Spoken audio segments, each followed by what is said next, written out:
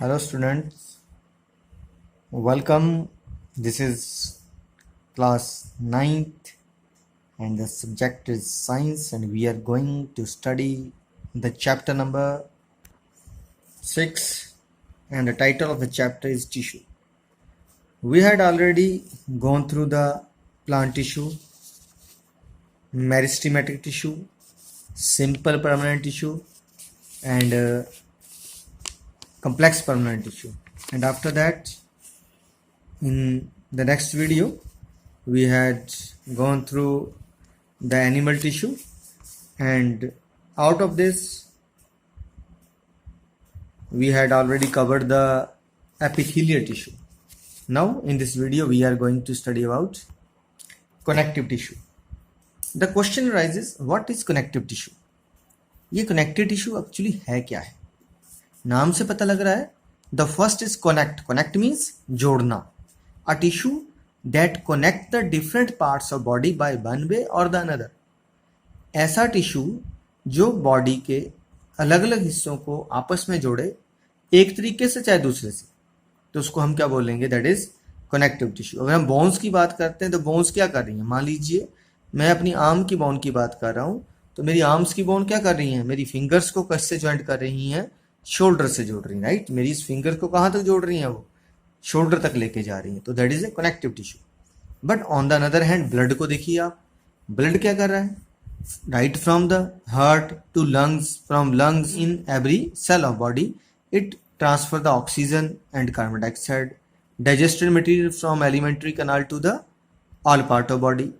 मैंने क्या कहा कि जो ब्लड है वो दूसरी तरफ देखिए कि लंग्स से ऑक्सीजन को उठाता है, हार्ट से पंप होता है, उसके बाद हर सेल तक जाता है. हर सेल से कार्बन डाइऑक्साइड को फिर उठाएगा, फिर दोबारा हार्ट तक, हार्ट से फिर से लंग्स और लंग्स से बाहर निकालने में हेल्प करता है. डाइजेस्टेड फूड मटेरियल्स को फ्रॉम एलिमेंट्री कैनाल से उठाता है और कहाँ तक? टू एवरी सेल तक लेके जाता है. वेस्ट मटेरियल को किडनी तक पहुंचाता है. So this is also a connective tissue. तो हमने क्या बोला?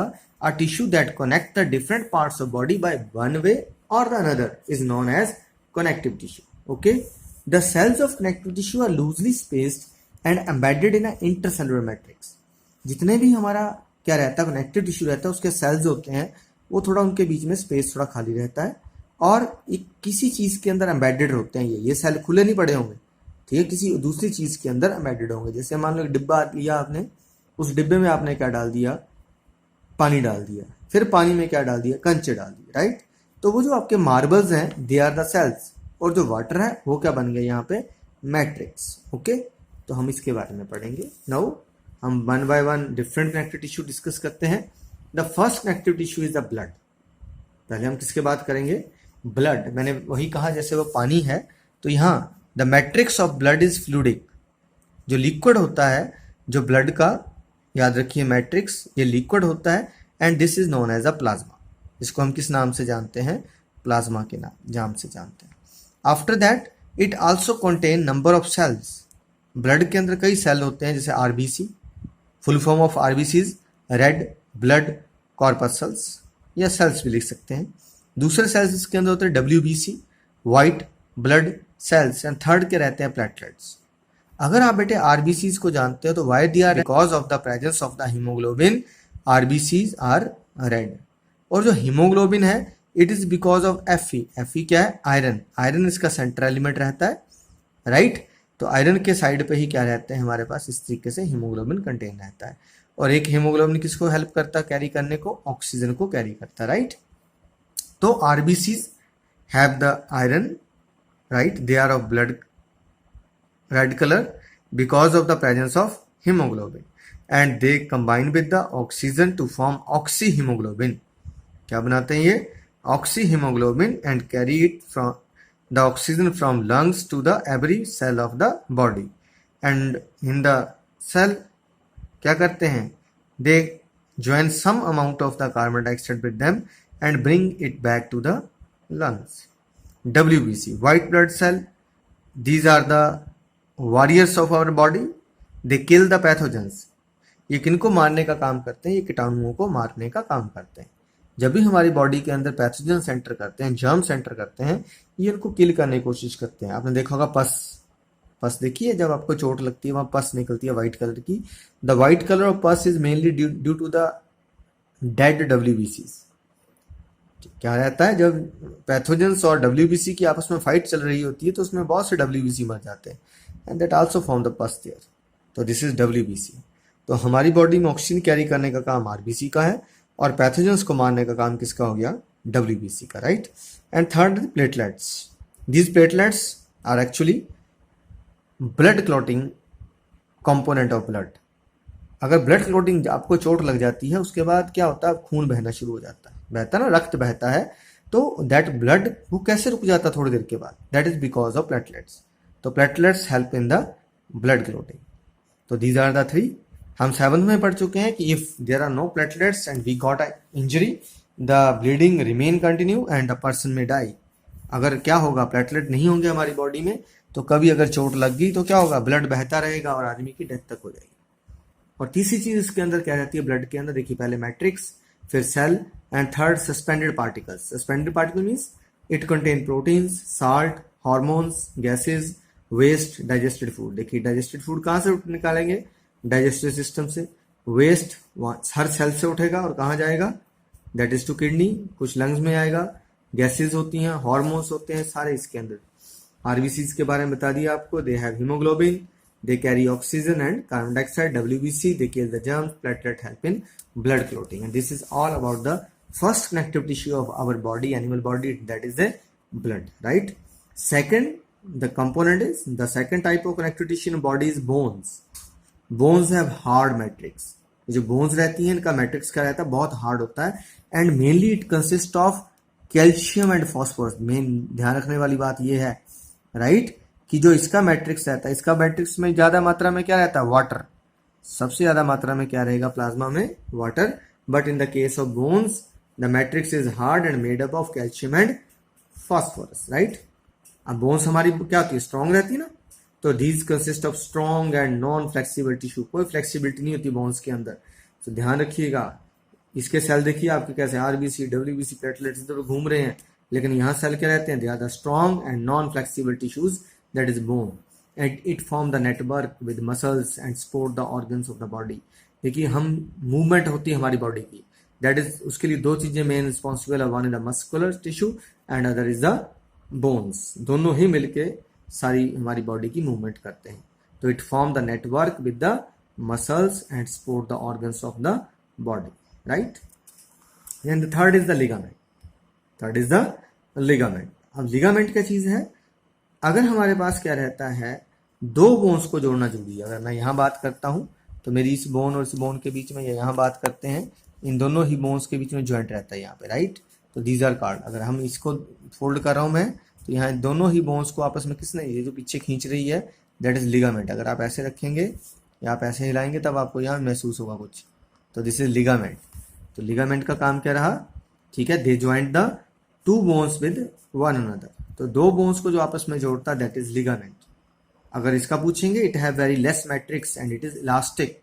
ध्यान रखिए, ये नॉन फ्लेक्सिबल है, ये स्ट्रॉन्ग है, but it is elastic, right. तो लिगामेंट्स में it contain very less matrix, it is very elastic and contain two bones. Question आता है, ठीक है, name the connective tissue that join the two bones, and answer is ligament, right. And next चलते हैं इसके बाद अगले पे. Then the next connective tissue is our tendons. Tendons, these are the, again, ठीक है, they have very less matrix and they are fibrous tissues. They join the muscle with the bone. यहाँ ध्यान रखिएगा, दोनों में क्या फर्क आया, ligament join the bone to bone, but tendons join the bones with the muscles. ठीक है, these are matrix is very less, they are fibrous with great strength and little flexibility. बहुत ज्यादा स्ट्रेंथ रहती है हमारे टेंडन्स के बीच में, और इनकी हेल्प से ही हम मूव करते हैं. अगर आप क्या करते हैं, कभी भी अपनी बॉडी का लोअर लेग या अपर लेग को मूव करते हो तो लोअर लेग के नीचे जा रखते हो, ठीक है, तो वहां आप एक कुछ चीज दिखाई देगी आपको, and that is tendon. Okay, then there is the, and the next is cartilage. अगला क्या है बेटे, this is cartilage. Cartilage is composed of protein and sugar. देखिए हमें ये हड्डी की तरह ही दिखाई देता है. आप अपने नाक पे हाथ चला के देखिएगा तो नाक का जो टिप रहता है जो नोज का आपका टिप रहता है वो वहाँ पे सॉफ्ट हड्डी होती है, और नोज का पिछला हिस्सा होता है उस पर हार्ड हड्डी होती है। तो नोज का जो अगले वाला हिस्सा है जहाँ पे सॉफ्ट हड्डी है वो ही कार्टिलेज है। Actually that is not bone, that is A cartilage. Bone का जो आपने देखा मैट्रिक्स वो किसका है, कैल्शियम या फॉस्फोरस का, but the matrix of cartilage is the protein and sugar, that's why they are soft. They have widely space, उसमें कोई स्पेस नहीं था, इसके बीच में खाली जगह होती है। It is present in knows, year, अपने कान के पिन्ना को हिला के देखिएगा, जो कान का बाहर का हिस्सा उसको बोलते हैं पिन्ना। तो पिन्ना में ट्रैकिया, ट्रैकिया क्या होता है, जो गले में हमारी सांस की, जिसमें हवा जाती है ना, हमारे अंदर जाती सांस की जो नली होती है, दैट इज कॉल्ड ट्रैकिया। अगर ट्रैकिया देखते हो बेटे तो trachea have C shaped cartilage, ऐसे सी शेप्ड होते हैं, दैट प्रिवेंट इट्स कोलैप्सिंग। अगर आपने प्लास्टिक की पाइप देखी होगी, ऐसे है, पानी चला जाता है वो आपस में चिपक जाती है, जिससे हम खेतों में पानी देते हैं। फिर क्या, तो सॉफ्ट वाली, हार्ड ब्लैक वाली नहीं बात कर रहा हूँ। फिर क्या, जब पानी आता है तो फिर से खुलती है, तो उसमें बड़ा ज़्यादा टाइम लगता है। अगर यही हमारी ट्रैकिया के साथ हो तो अगर हम सांस थोड़ी देर के लिए रोक लें फिर एकदम से लेंगे तो वो प्लास्टिक की पाइप की तरह हमारी ट्रैकिया खुलने में टाइम लगेगा, आपकी डेथ हो जाएगी। तो even when you are not inhaling or exhaling the air, your trachea remain widely open, इस तरह ओपन रहता है। क्यों? Because it have C shaped cartilaginous ring over them. This cartilage is also present between the joint bones. तो जितने भी हमारी bone के joints होते हैं, bone joints, that also contain the cartilage that help in their movements. And the next tissue is our areolar tissue. अगर हम areolar tissue की बात करते हैं, it is found in between the skin and muscles, around the blood vessels, nerves. तो ये areolar tissue कहाँ कहाँ हुआ, हमारी स्किन के साथ, और मान लीजिए ये स्किन है, इसके अंदर मसल है, तो स्किन के अंदर और मसल के बीच में जो टिश्यू होगा वो कौन सा होगा, that is areolar tissue, around the blood vessels and nerves. It fill the space inside the organs and support them.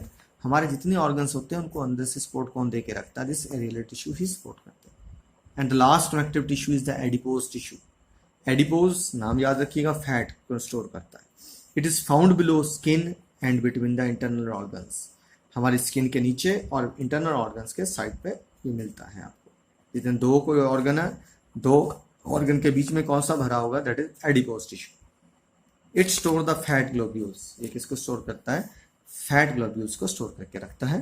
Please पढ़ते रहिए, आगे बढ़ते रहिए। Thank you. Few questions are there from the question number 10. B is there first. Tissue that connect muscle to bone. Muscle to bone means अभी पढ़ा हमने, there are 2 tendons, ठीक है। Tendons are the connective tissue that join the muscle to bones. Then D is also there. Tissue that store fat. Fat कौन store कर रहा है, adipose tissue. E part is there, connective tissue with fluid matrix. Fluid किसके अंदर था, that is blood plasma, है ना, so it is blood.